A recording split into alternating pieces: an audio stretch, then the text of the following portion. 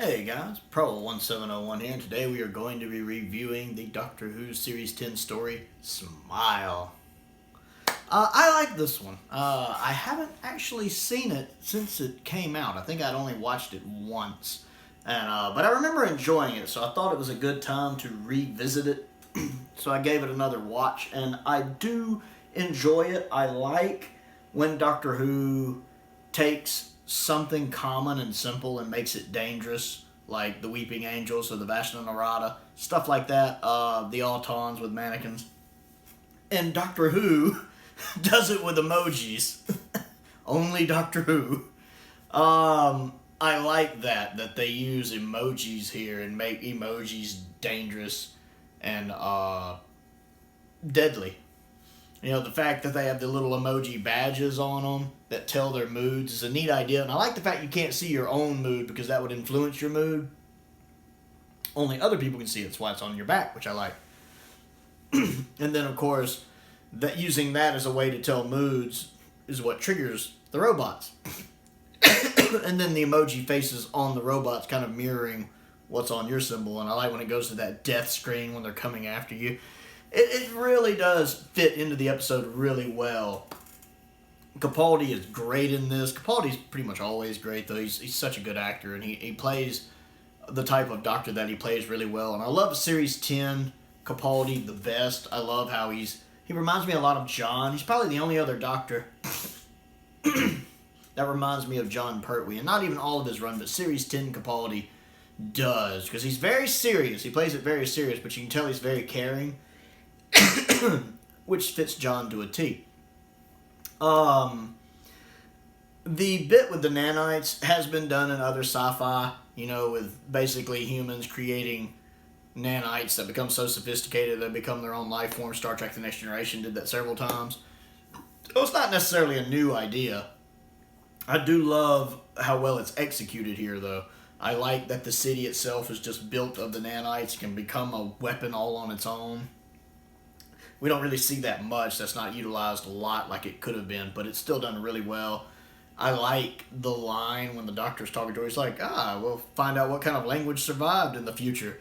They're talking emoji. He's like, it talks emoji. And the Doctor's just like, of course it does. I just love the way he says it. Of course it does. It really is good, though. Finding out what caused all the problems, though, with the old woman dying and the robots not being programmed to understand what grief is, and them seeing grief as the opposite of happiness, and that's why everybody's getting killed, because it's trying to get rid of grief because it wants to keep the happiness level at a certain level, so it kills all the people that aren't happy. It's an interesting and another example of human beings thinking they're smarter than they are, because when they programmed these things, they didn't take stuff like that into account.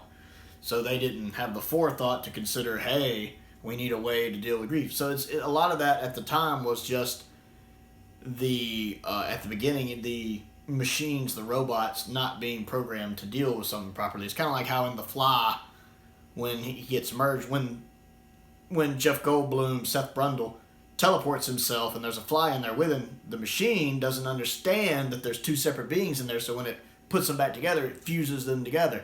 And that's all down to the programming. Like Jeff Goldblum says later, it wasn't programmed for two, so it became a gene splicer, and all of that's down to the computer program not being told to anticipate these kind of things.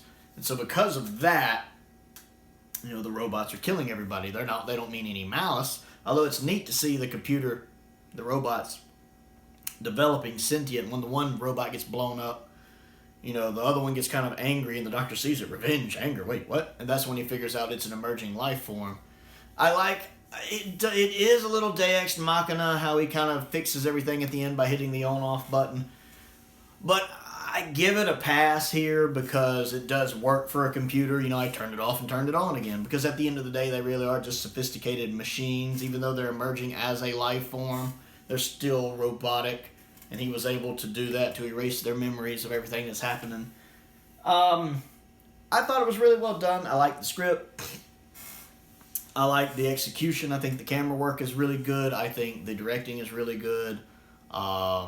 Definitely, I enjoyed the mystery of trying to find out what was going on, over the course of the story is really good. I think it has a really good reason why everything is happening, why the computer's turned, everything with the computers just not being able to understand grief and all that. I think that's really well done. It's a really good episode. I think it's definitely one of the good episodes in Capaldi's run. Not one I'll go back and rewatch anytime soon, but still really good. I found it really enjoyable.